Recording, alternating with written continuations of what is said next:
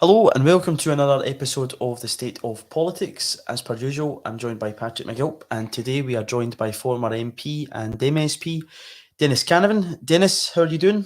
Very well, thank you. It's a pleasure to have you on. First of all, we'll kick off. You're through here in the East Coast. You just came from a meeting. Tell us a bit about where you just came from. Yes, and I just get come from involved in. the annual general meeting of the National Mining Museum of Scotland. I am a member of the Board of Trustees and have been a member since so shortly after I retired, which was 2014 years ago. So we had an annual general meeting today, and I always find it very interesting because I've taken an active interest in mining heritage. Deep coal mining no longer exists, of course, in Scotland, but both my grandfathers were miners. I was born and brought up in Cowdenbeath, which was a thriving mining community during the Second World War. I mean, in the council house where I was born, within a radius of a couple of miles, there must have been at least a dozen working collieries at that time. Well, now they've all gone, but I think it's important that we keep the heritage in front of people's minds. And also, I've been active recently in campaigning for a pardon for the miners who were convicted during the miners' strike. There was a big strike of 84, 85. And I was appointed by the Scottish Government as a member of the review panel into the policing of the strike, headed by John Scott, QC. And we've come out with what I think is a good report. And hopefully that will be put into legislation within the current session of Parliament. Nicola Sturgeon just announced last week that the Miners' Pardon Bill will be included in the legislative programme for this year. Excellent stuff. You're talking there about your upbringing in Cowdenbeath. I've read a bit of your autobiography, and I've read, the foreword by Tony Benn, and you're talking about your father and his sort of opposition to debt. You actually had to try and convince him that it was okay to get a mortgage when you went to buy your first house. He was so opposed to the idea of debt. Yeah. And Tony actually done a lecture in 2008. I just found it online, where he talks about how Thatcher and the economy she tried to create, debt was quite key, because if people are in low wages, as she tried to keep them on low wages, you have to borrow, you have to take out your credit cards, you have to take out your mortgages, and then you're so dependent on your job that what he said was workers become slaves again, slaves to the sort of system. Yes. Do you think it was inherently political what your dad was thinking there, and that has it had an impact on you? Was your dad quite influential in your political I think upbringing? it was partly political, but just I think also, I know my dad was unique amongst working class people at that time. There was an aversion to debt. Debt was seen almost as something evil. And it was only a minority of people in Scotland that would have a mortgage and hope to buy their own home at that time. We lived in a council house in Cowdenbeath.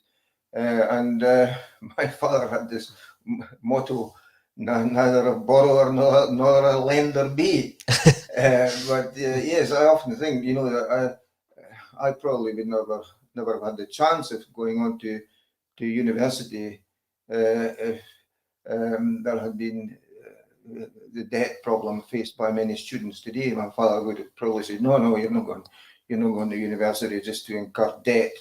But at that time, there was a fairly generous maintenance grant system, first of all introduced by Fife Council, and later the Scottish Office, the UK government, particularly under Labour governments at that time, introduced a very generous system of student grants, and tuition was free, so that there wasn't the prospect of debt, as I understand it. Nowadays, you could have students graduating from university with a millstone of debt, maybe £9,000 or more around their necks. And my dad would turn in his grave when he thought of that sort of debt being around the necks of any of his sons or daughter.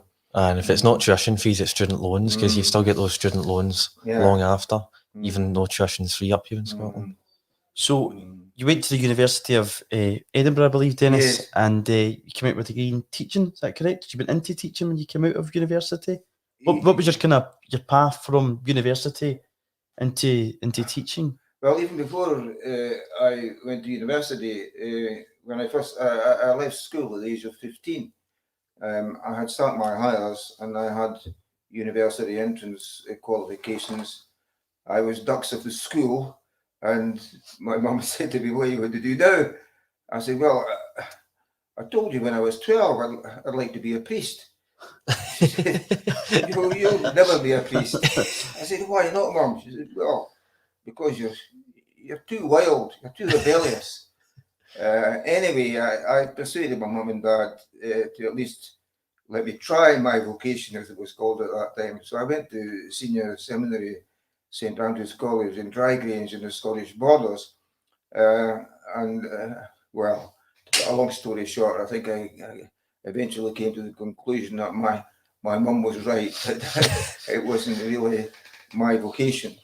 I didn't know what I wanted to do then, to be honest. I decided to do a degree in mathematical science at Edinburgh University because I thought that would give me a fairly broad choice of a career path on graduating. But at that time, it was relatively easy to get a job as a temporary unqualified teacher. There was a desperate shortage of teachers, especially teachers of mathematics and science. And during a gap year between the year that I had been, between the year of giving up in the seminary and starting at Edinburgh University, I had a full-time temporary teaching job in a mining community in West Fife. It was in a primary school. I liked it, and I was told by the head teacher and other teachers that although I wasn't qualified and I was only there temporarily, they thought that I was doing a good job. And while I was at university, it was quite easy to get a job between the beginning of the school term in August and the beginning of the university term. At that time, that was in October. Again, I found that I liked teaching. You know, I taught in various schools in Edinburgh, some of them in very deprived areas.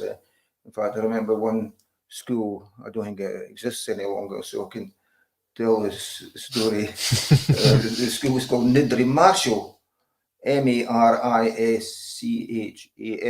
It's something to do with the Knights Marshal, I think. So maybe something to do with what do you call it, the Craigmillar Castle and all that. It was in the Nidri area, Craigmillar area of Edinburgh. Anyway, I went into the staff room and I said, "Why is this school called Nidri Marshall?" One wag sitting in the staff room said, You'll soon find out, pal. You need a degree in the martial arts just to survive in this place." So it was tough. It was good. It was good experience for me. And so after I graduated from Edinburgh University, I was able to. If you were a well qualified maths teacher at that time, you could choose your school. You know, there was no such thing as teacher unemployment, and I really enjoyed teaching, and in fact I think I've got a great deal more job satisfaction on a day-to-day basis out of teaching than what I got out of politics, and I certainly made more friends in education than I did. Just sort of moving into the early 1970s, just before you became an MP, you had Edward Heath in power, and just quite an interesting period because you've got the oil crisis, implement a 3-day working week, went to the common market, you've got battles with trade unions. It was quite a time of political crisis. What was that like because you're still in a sort of normal job, you would call it. What was it like working in that time and then being interested in politics and looking to stand, or you ended up standing anyway? What was it like living under a government that was that chaotic? And do you think that those battles with the trade unions that Heath had incentivised Thatcher to be even tougher on them? Well, at that time, it was possible to moonlight as a councillor, as it were, because some of the meetings were held in the evenings. All right. In fact, from memory, most of the meetings were held in the evening. So I was able to combine my job as a teacher and also as a local government councillor. And that was how I really got more and more involved in politics. And I distinctly remember the 1974 miners' strike. Ted Heath, the sitting Prime Minister, had called the election on the pretext of who governs Britain? Is it me, the democratically elected leader of government, or is it these so-called rascals in the National Union of Mine Workers? Well, the result, much to Heath's consternation, the result was inconclusive, but at least the country said that they definitely didn't want him as Prime Minister, and yet he hung on. It was very interesting because Labour had the biggest number of seats in the House of Commons in February 1974, but they didn't have an overall majority. But we all expected Harold Wilson, as leader of the Labour Party, to be asked by the Queen to form a government. But the Queen did no such thing. The Queen called on Ted Heath to try and cobble up some kind of coalition with Jeremy Thorpe, who at that time was leader of the Liberal Party. So there was quite a long hiatus, certainly more than a weekend, when we were wondering who's going to be running the country, who's going to form a government. And my predecessor, a guy called Willie Baxter, who was a Labour MP, but he was a millionaire capitalist, and he wasn't very popular amongst the younger elements within the constituency Labour Party. He was involved in land speculation and all sorts of things. But anyway, he was also conspicuous by his silence, and that was how I was somewhat amazed when he appeared on television. And he said, rather pompously, the situation facing this country is so severe that no single party should take the reins of power. We should be governed by a council of state consisting of representatives of all the major parties. And when he was asked as to who should preside over this council of state, he said, well, somebody neutral like Prince Philip. Well, that was like political suicide. The Constituency Party was inundated with demands for his resignation, and Harold Wilson must have been sitting down in London fuming as well. Anyway, to cut a long story short, Willie Baxter was eventually forced to resign, and that left a vacancy. And the darling of the Labour Party leadership at that time in Scotland was Donald Dewar. And Donald was seen as the favourite to get the seat. But I had the advantage over Donald in that, I lived in the area, I worked in the area, a lot of people knew me, I got involved in local government and lots of community issues and so on. And so it was not one member, one vote at that time to select parliamentary candidates in the Labour Party. It was delegates only. You had to have a delegation from either a Labour Party branch or a trade union or a cooperative or what have you. Right. And I had huge support, not just from Labour Party branches, but also from the miners' union and the engineering union, where a considerable number of the trade union delegations representing working people throughout the constituency at that time. Anyway, to cut a long story short, it was basically a two-horse race. I think from memory there were 6 nominations on the short list altogether, but I got the nomination, and I was elected.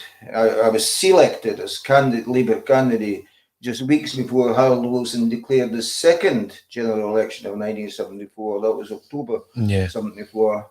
And I got in by a whisker. I was elected as MP in the most marginal Labour seat in Scotland. And yet by the next time round in 1979, I'd achieved I think it was the biggest swing to Labour in the whole of the United Kingdom, and my majority went up to over 10,000, which was the biggest majority in the history of West Stirlingshire. But unfortunately, along came the boundary commission and carved up the seat of West Stirlingshire into 7 different bits. Major surgery. Again, there wasn't a constituency in the whole of the United Kingdom that suffers such major surgery.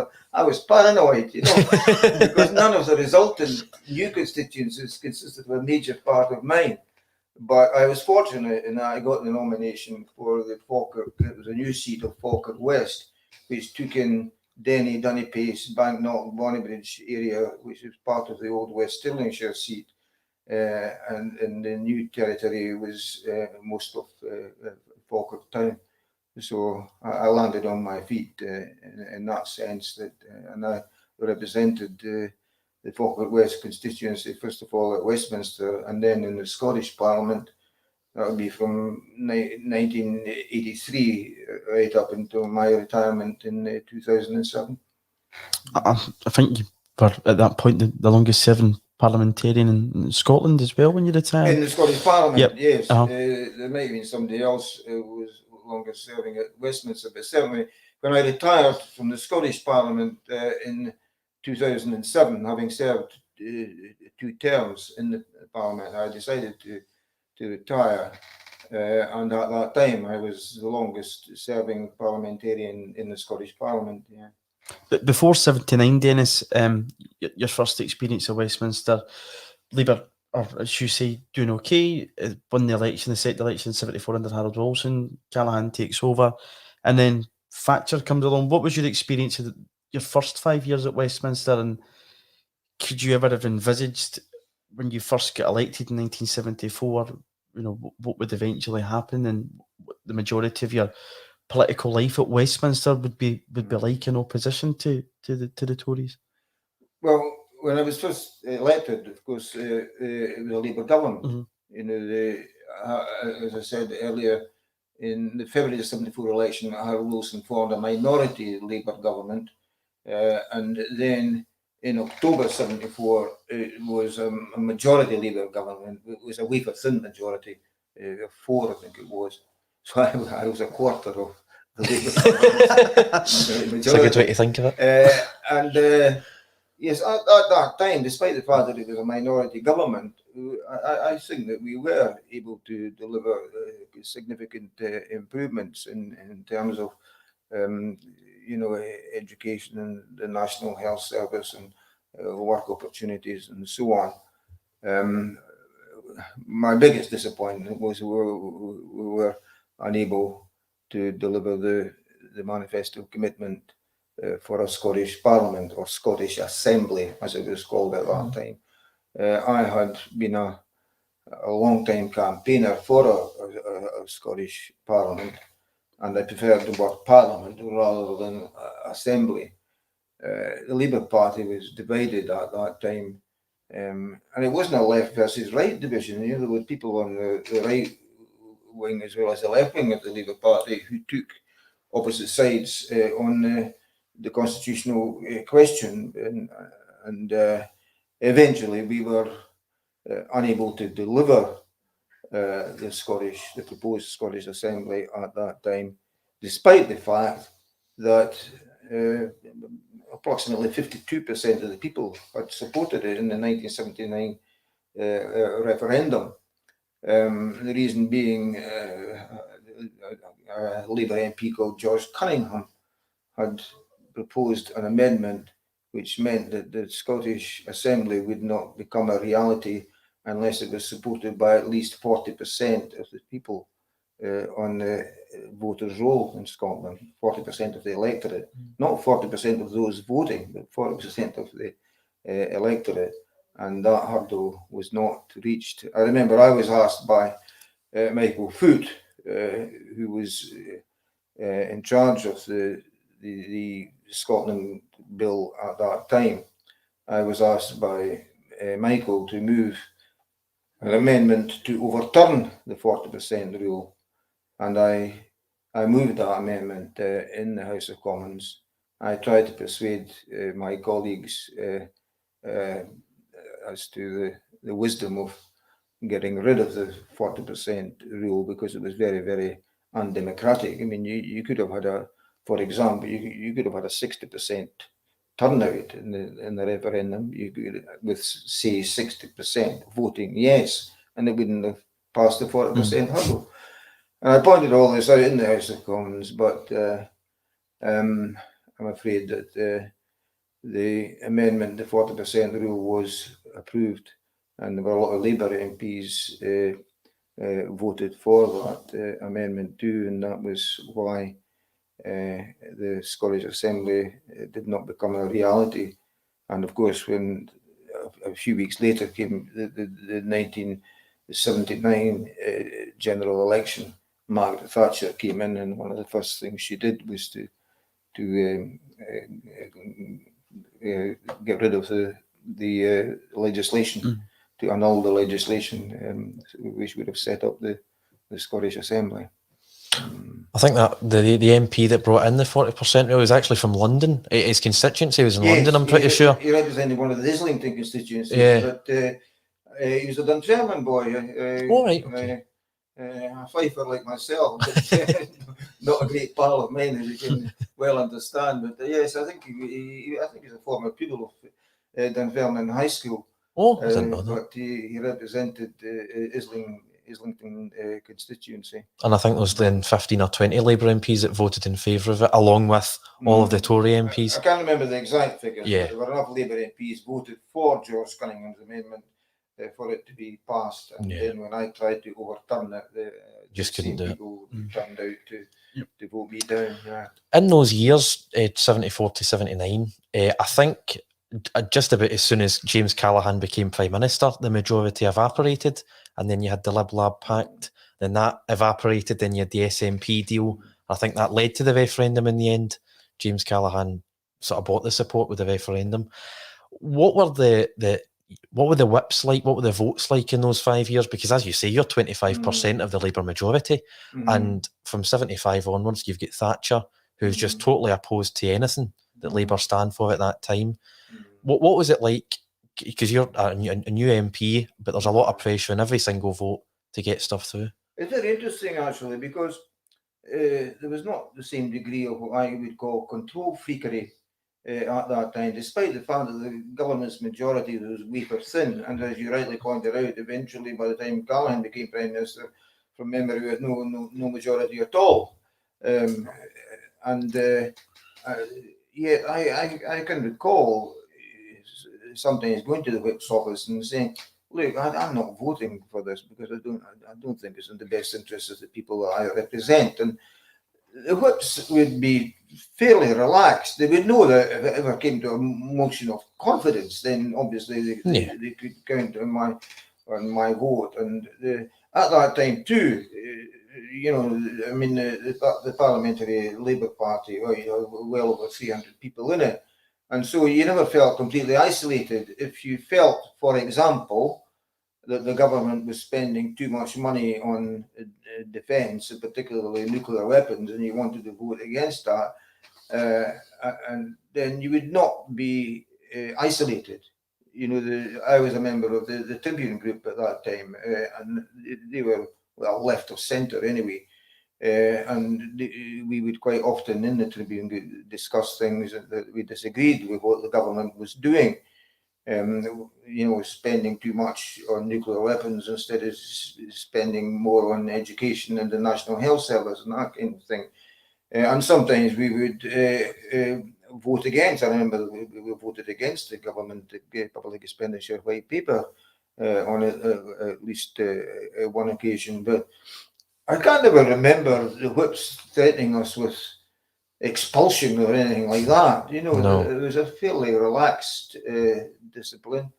Unlike when I went to the Scottish Parliament, well, nobody would impose a whip on me there anyway, but I was unwhippable because I was An independent. member. But I got the impression that virtually every vote in the Scottish Parliament was dictated by the party whips. They were telling people how to vote. I mean, Westminster, they had a system that was called a one-line whip, a two-line whip, or a three-line whip.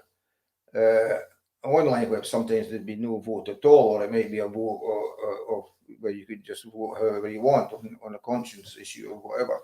A two-line whip, normally you'd say that would be of medium importance, and if you wanted to absent yourself, either because you had doubts about the legislation, or maybe because of illness or family commitments or what have you, you could get what was called a pair. You would agree to pair with a member of the opposition, so that the absentee votes would cancel each other out. Yeah. But a three-line whip, you were expected to be there. You were expected to vote for the party. Now, I could see every justification for saying, if a certain policy is specified in the manifesto, and you're standing as a candidate for that party on that manifesto, and you are elected on that manifesto, then there is an argument that that is like a contract between you and the people that you represent. And so I think that there is a justification for three-line whips on manifesto commitments. But there are a lot of things that go before Parliament where they're never mentioned in party manifestos, and yet the party whips nowadays seem to impose a very strict discipline on their members. And this is even more so in the Scottish Parliament because it's a smaller Parliament, and as I said previously, if you felt that sometimes at Westminster that you wanted to vote against the party line, then you would probably not be completely isolated. There'd always be some other members that thought likewise. But in the Scottish Parliament, because it's a smaller Parliament, then I think there's more of a degree of control freakery, which I found undemocratic, frankly. Yeah. If you were still in, say Holyrood or Westminster at this point in time, Dennis, would you say personally yourself, you'd prefer to be more faithful to your constituents, the people that have voted you into that position, or more faithful to the party? What would your take on that be? Well, all the time I was in the Scottish Parliament, I had been expelled from the Labour Party because well, I stood as an independent. It was not my initial wish. I put my name forward as a potential Labour candidate for the Scottish Parliament. I had the support of about 98% of the members in my constituency, but you had a situation where it was like a rigged selection system. You had like three men in a dog sitting at party headquarters saying, no, he's not going to be a candidate. And they wouldn't give me any satisfactory explanation as to why I was unacceptable. Donald Dewar at one stage said it was because I wasn't good enough. I said, well, I'll let the people in my constituency decide whether I'm good enough. And they elected me with the biggest majority in Scotland. So I felt quite chuffed about that, although I didn't like getting expelled from the Labour Party. I'd been virtually born and brought up in the Labour Party. My grandfather was one of the founding members of the first branch of the Labour Party in the county of Fife. And I really thought that the Labour Party had done all the good things in its early days, but by the time Tony Blair came on the scene, then I think the Labour Party had lost its soul, lost its raison d'etre, lost its moral compass, and well, the war in Iraq was the last straw. But even before that, and with things like the imposition of tuition fees for students, the abolition of student grants, even for students from low-income families. There was the withdrawing or cutting of benefits for children of lone parents. And I was finding myself voting against Blair's government on these issues. And I think, in retrospect, that is probably the reason why they didn't want me to be a candidate for the Scottish Parliament, because I wouldn't do what I was dealt. That was about the size of it. But I found that when I was in the Scottish Parliament, then I had more freedom anyway to think and to vote in the best interests of my constituents, because I've always thought that an MP's or an MSP's first responsibility is to the people that he or she represents. I totally agree with you on that. Just going back to the Thatcher period, she was the leader of the opposition for 4 years before she actually became Prime Minister, and you were in the House of Commons and should have been speaking, I think it was a Tuesday and a Thursday, or, you know, whenever these debates happened. Did you have an idea of just how hardcore she was before she became Prime Minister, or did it come as a shock to the Parliamentary Labour Party? And then going into the sort of the period when she's Prime Minister, was it frustrating to see how she just seemed to go from strength to strength, despite all the things that she was doing, particularly in Scotland and the north of England? Well, even before she became Prime Minister, she had been Education Secretary in Ted Heath's government. Right. And she got a reputation then as being a bit of a right-winger. Her nickname was Thatcher the Milk Snatcher, because she deprived the school children of the school milk. In fact, at the time, I'll tell you a wee story about that. I met her on one occasion when she became Prime Minister, and it was a threatened works closure in my constituency. The Scottish Bus Group engineering workshops was threatened with closure. It was a nationalised industry at that time, so there was direct government responsibility. And I asked to see her to try and persuade her otherwise. While I was having the meeting with her, some servant came in with cups of tea, and she motioned the servant away out the road, and she poured out a cup of tea for me, and she then started putting milk in it. Said, Prime Minister, I don't take milk in my tea. She said, take it, it's good for you. Well, it was on the tip of my tongue to say, God, you snatched the milk away from the school bairns, and now you're trying to shove it down my throat. But I thought, oh God, if I see that would be really be the workshop down the Swanee, no chance. So I bit my tongue and swallowed the milky tea. But no, she had that reputation, as I say, at that time as being a pretty hard liner when she was Education Secretary. And obviously she was not in favour of comprehensive education. You know, the equality of educational opportunity was not something that she or her party really believed in. So I wasn't totally surprised. Well, I was a bit surprised when she got the nomination as leader of the opposition. You know, that was after Ted Heath was virtually forced to resign. She became leader of the opposition, and a lot of the parliamentary Labour parties, including Jim Callaghan, I think, thought that, you know, that they had no chance. She had no chance of becoming Prime Minister and all that. There was a strong element of misogyny too on the part of both major parties at that time, and the very thought of a woman, especially a Tory woman, becoming Prime Minister was unthinkable to some of them. But anyway, she stood and she won, and she won handsomely the 79 election. And as I said, one of the first things she did was to remove from the statute book the Scotland Act, which was the Scottish Assembly proposal. And then she decided to pursue a very right-wing economic policy whereby businesses were just allowed to fail and massive increase in unemployment, etc. I often think if it hadn't been for the Falklands War, she might have had problems in the 1983 general election, because her popularity was a low ebb.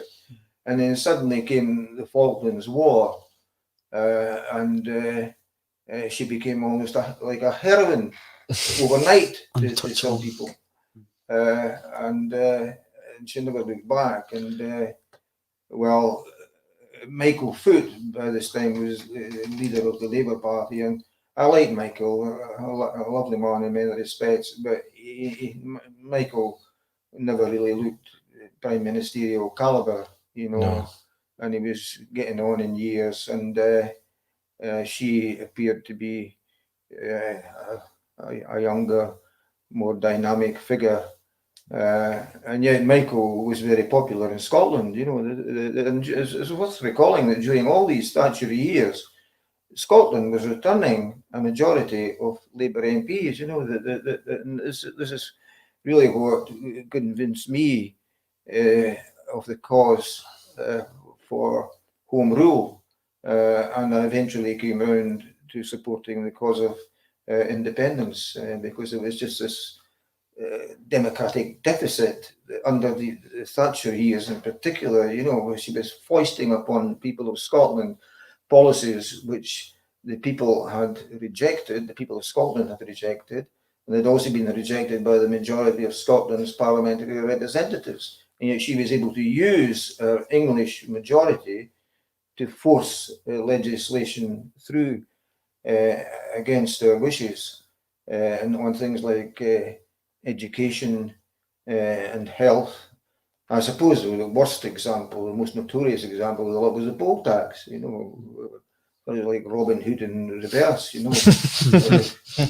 Yes. Robbing the poor to feed the rich. And she just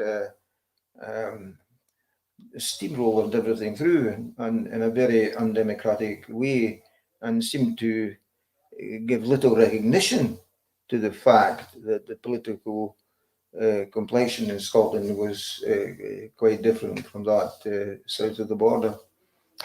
Majority of your time in Westminster, as I said earlier on, was spent in opposition, and one of your highlights of that time was repealing corporal punishment in schools.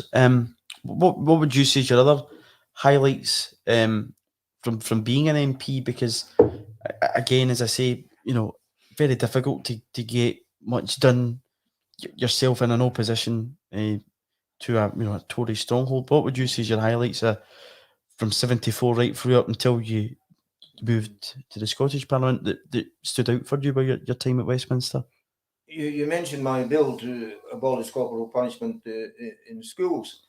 That was actually during the time of the Labour government. I think I introduced my bill in 1976 or thereabouts, and it failed at the first hurdle. It didn't even get a first reading, and some Labour MPs voted against it. I just couldn't believe it,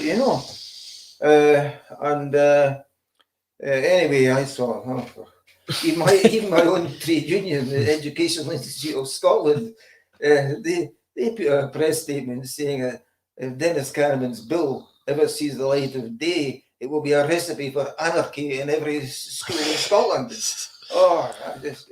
And I thought, oh dear, that's the end of my first legislative effort. But interestingly enough, and this was an important lesson, because sometimes there's a battle going on or a campaign going on, not just within Parliament, and sometimes it's campaigns outside Parliament that actually bring about the necessary change. And there was a Cowdenbeath connection, my hometown, where I was born and brought up, a young lad. He had been taking a shortcut home from school through a cemetery. There was no question of him doing any damage to the cemetery or anything like that. He'd he was taking a shortcut home over over a wall, and he was reported to the head teacher, and he was supposed to be subjected to corporal punishment, and he refused. It was after school hours, it was with the school territory and all that, and his mum supported him, but the school and Fife Council were so intransigent that boy was deprived. He was barred from the school, suspended indefinitely from the school, and he was deprived of his education for months and months.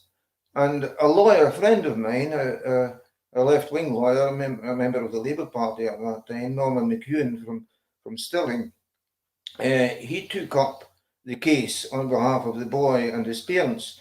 And Norman, when he got a case, he was like a dog with a bone. He just would not let go. And he went to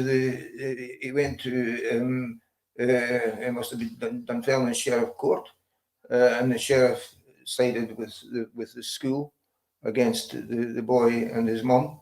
Then the case went right to the Court of Session. The Court of Session said, no, the boy should be punished, and that's it.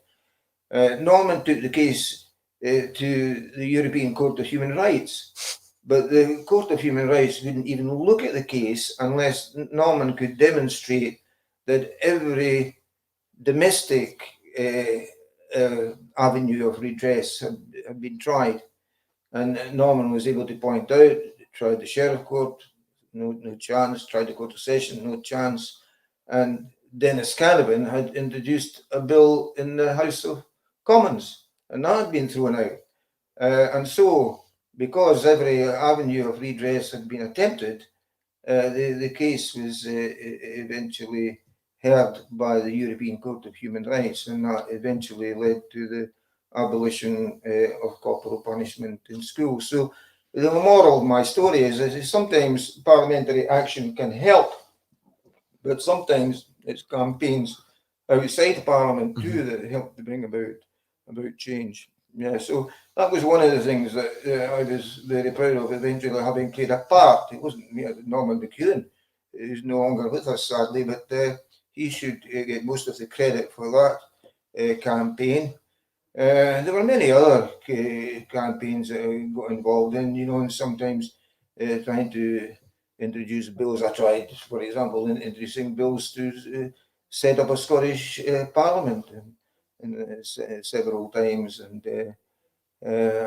you knew that you weren't going to get it at that stage. But sometimes politics is a long haul, and I never thought for a minute that when Margaret Thatcher became Prime Minister that we would be in opposition for 18 years. It was like banging your head against a brick wall. But you got to keep going. You got to fly the flag, as it were. Even knowing that a lot of what you believe in is going to be voted down in the immediate term, but hopefully, eventually, something will come about, a change of government or something outside Parliament, even in order to bring about the necessary social or economic improvements. You were speaking there about Michael Foot and, how different a country this would be if he'd won in 1983, the sort of economic policies he'd have went for. And Labour, it's fair to say, didn't really have a leader like him until Corbyn came along in 2015. I don't know your views on Corbyn, so I'm just going to ask, what did you think of him when he became the leader? Did you? I assume you wanted him as Prime Minister. And what do you think his legacy will be? Because I think, like yourself, he's been chucked out the party and he's been forced to stand as an independent. And just what are your thoughts on Keir Starmer and Anas Sarwar at the minute as well? Well, I first came across Jeremy Corbyn, it must have been over 30 years ago. I was elected in 1974, and I think Jeremy Corbyn was elected in either 79 or 83, 79, I think. So we were members of the Parliamentary Labour Party and the Tribune Group for long enough. And I agreed with a lot of what Jeremy Corbyn was saying and what he was trying to achieve. But I think he had a blind spot when it came to the Scottish constitutional question. I think he he just didn't get Scotland, as it were, and there were some people in the Labour Party in Scotland that were giving him bad advice, in my opinion.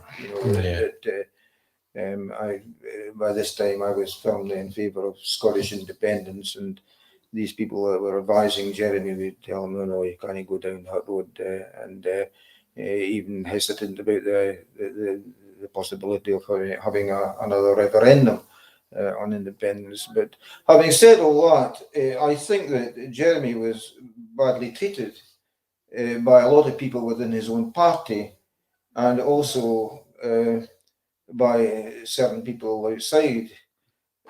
The allegation about anti-Semitism, for example, as I say, I first met Jeremy Corbyn over 30 years ago. I don't think he's got a racist bone in his body. He maybe at times didn't deal with the allegations of anti-Semitism as wisely as what he should have, whether it's retweeting somebody else's tweet or what have you. And there was one abominable tweet which I think he retweeted on occasion, and that got him into trouble. So he didn't deal with the allegations as well as what he might have. But I still don't believe that he's an anti-Semite. He's very pro-Palestinian. But we must draw a distinction. We must always draw a distinction between being anti-Semitic and anti the policies of the Israeli government. 100%. You could be anti-Israeli government while at the same time respecting the rights of the Jewish people. And as I say, I think that Jeremy got a raw deal in that respect. But again, as I said at the time of Michael Foot, I like Michael and all that, but he didn't really look prime ministerial caliber. No. And I think that Jeremy had that same problem. There are too many people in the electorate that just didn't see him as a potential prime minister, and therefore couldn't bring themselves to vote for him, including a lot of traditional Labour voters. But I was astounded when I saw these former mining areas in England voting Tory. I still to this day find it very, very difficult to understand. And to put all the blame down on Jeremy Corbyn is nonsense. I think there must have been a lot of people that weren't doing their work at grassroots level in these working class areas. They'd taken the Labour vote for granted, and they weren't explaining the benefits of membership of the European Union either, or the need for more internationalism. Because I'm led to believe that a lot of the people, a lot of the former Labour voters did vote Tory because of Brexit. Yeah, I think that was the case. Yeah, it is. I think felt either left behind by Labour and just taken for granted, and they wanted change, and they went for the voter change. You obviously said you became an independent in Holyrood 1999, and after you fell out with the party, we've had Jerry Hassan in the podcast before, and Jerry's written extensively about why Labour don't win in Scotland anymore. You spoke there, Dennis, about Corbyn not getting the constitutional question and not getting Scotland. If you could point to one single issue or a few, what would you say is Labour's issue just now, and why in Scotland they've went from being the party of government to the third biggest party and not even opposition now? I think that the big mortal sin, as it were, which the Labour Party committed was when they got into bed with the Tories during the 2014 referendum. Now, I can understand people not wanting to vote for independence. I mean, I was firmly in favour of independence at the time of the 2014 referendum, and I still am. But I had discussions and debates with people, and some of them I managed to convince as to the cause, the righteousness of independence. Some of them I didn't. I couldn't even persuade my own brother. He voted no in the 2014 referendum, but we didn't fall out. He's no longer with us now, sadly. But you could have a debate with somebody, a discussion with somebody without falling out, without becoming enemies, but sometimes too, you've got to watch who your friends are, or so-called friends. And I think the big mistake which the Scottish Labour Party made in 2014 was climbing into bed with the Tories in that Better Together campaign. And there were some of the Labour people were actually hugging the Tories when the result was announced, openly showing it on television and all that. And there must have been a lot of working class people, whatever their views, either yes or no on the referendum, they must have been shaking their heads and thinking, what the heck's going on here, Labour and Tories on the same side and congratulating each other, etc. And they were led by Alistair Darling. So the result was almost immediately there was that tsunami election that followed the general election, which followed, and Labour were hammered. I think we were just left with one seat or something. I think. Ian Murray in Edinburgh. In Edinburgh, One seat. I mean, I used to chair the Parliamentary Labour Party. I did it. It's a sort of bug and stern thing, And I was a chair way back in sometime in the 1980s when we had 40 odd Labour MPs. I think we increased it to 50 or even possibly more at one stage, and it was almost unthinkable for Labour to lose the majority of seats in Scotland, and yet it happened, and it's still there. There's still only one Scottish Labour MP, and he represents, ironically, one of the most prosperous areas of Edinburgh, Morningside, etc. Yes, I think that was the big death knell for the Labour Party in Scotland. But the writing was on the wall even before that. I mean, Blair had a fantastic result in 1997.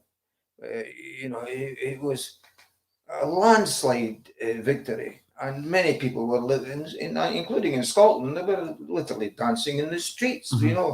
18 years of Tory rule finished at last, and let's get things done and all that.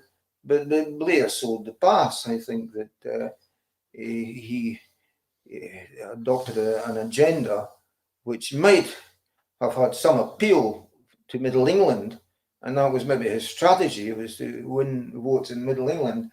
But he was selling the people of Scotland, and indeed many other working class areas south of the border too. He was selling us short.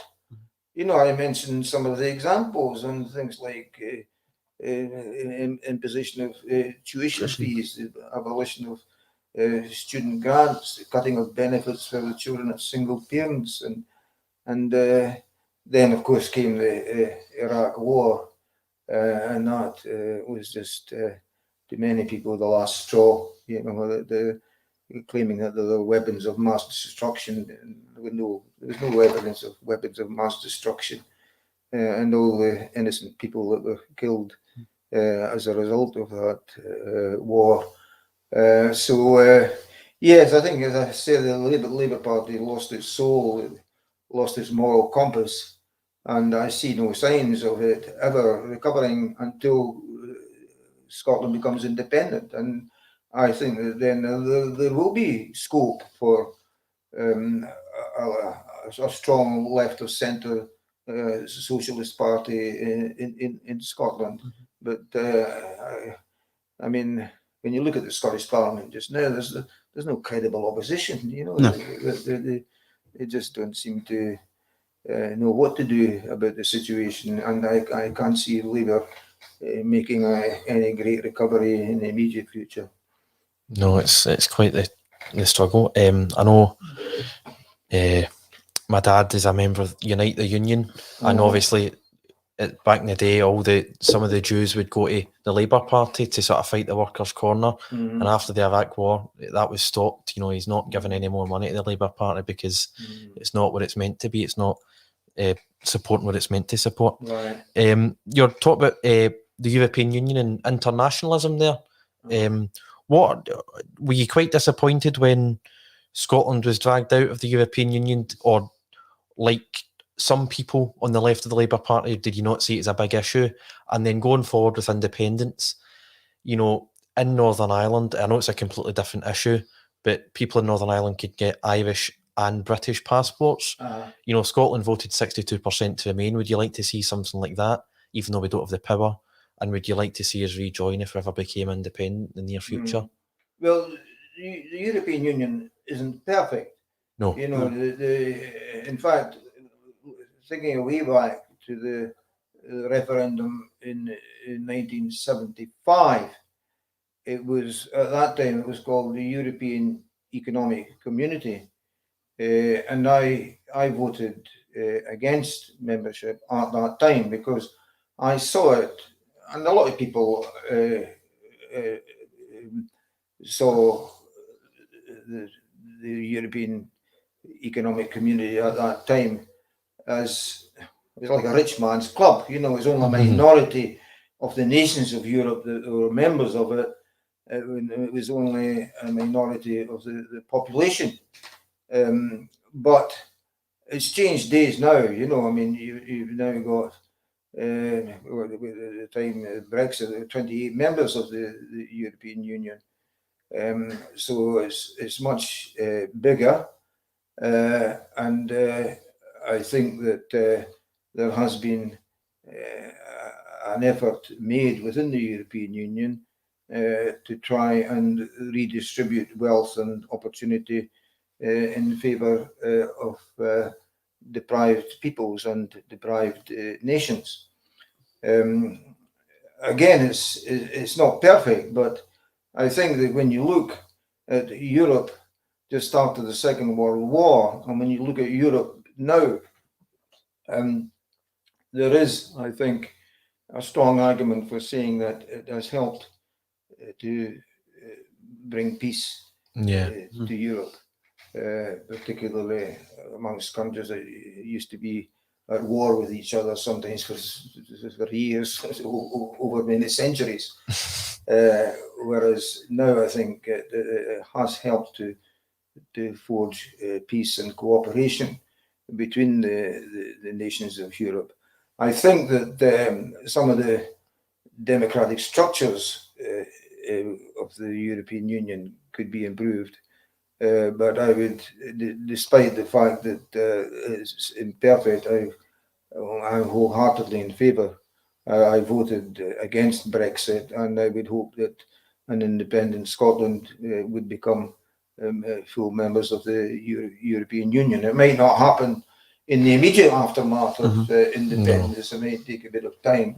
And there's an argument that's saying, well, should we join EFTA, the European Free Trade Association, as a first step, as it were? Yeah. I think I could go along with that. But yes, I think that the whole business about European cooperation is very, very important for peaceful reasons and also for social and economic reasons.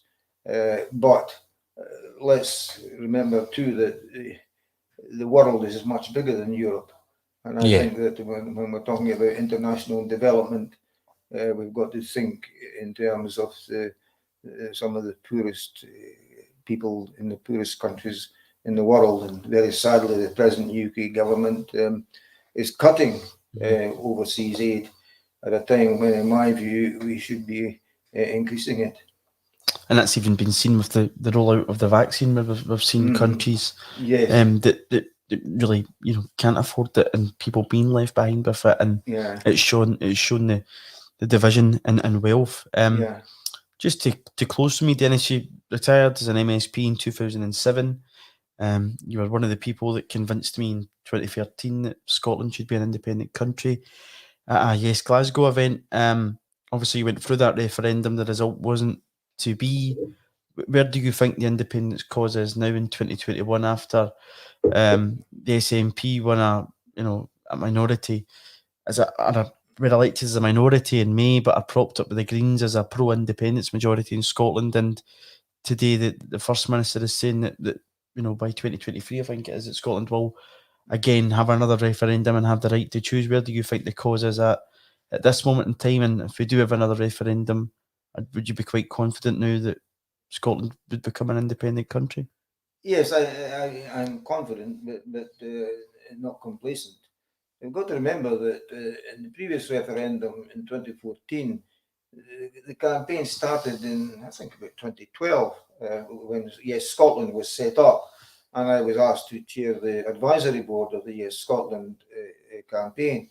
Well, at that time, the opinion polls had us about 29% yes voters, and yet when it came to referendum day, came to polling day in 2014, it was up to 45%, not enough to win, but a good base on which to build victory next time round. And we undoubtedly have a mandate for Indiref 2. If you look at the composition of the Scottish Parliament, there is a majority of members of the Scottish Parliament who are in favour of Indiref 2 and also in favour of independence. And so, taking into account the membership of the SNP and the Scottish Green Party, then nobody can question the fact that there is a mandate in the Scottish Parliament for Indiref 2. I would like to see it sooner rather than later. And as I said, I'm confident that we can win, because we're starting off, I think there was a poll just the other day there that indicated a majority, not a huge majority, 51% maybe or something like that, in favour of independence. But if we could build up from 29% to 45% the last time, then surely starting off with a base of 51%, we could aim to get at least 60% in favour of Scottish independence. But in my view, a majority, even a small majority, should be recognised by the people of Scotland and by the UK government, and I would hope that we get a good majority next time round and independence becomes a reality. Well, I hope you're right. I hope we do get over 55, over 60%, because I hope the referendum happens soon, within the next 2 years, and I think we'd be able to build a much freer country with independence, without the Tories, without continual Tory rule. But just to thank you for coming on, Dennis. We've Can really I just say that this is a final point? I see independence not as an end in itself, but as a means towards achieving a better Scotland. Yes, a more prosperous Scotland, but also a fairer Scotland, and very importantly, helping an independent Scotland to play its full part in the international community, thereby helping to build a better world. Yeah, a more peaceful world, 100%. But yes, thank you very much for coming on. I totally agree with you on that. And hopefully it is coming soon. And I've really enjoyed chatting to you. Yeah, it's been a pleasure, Dennis, and thanks for coming in and joining us on the State of Politics.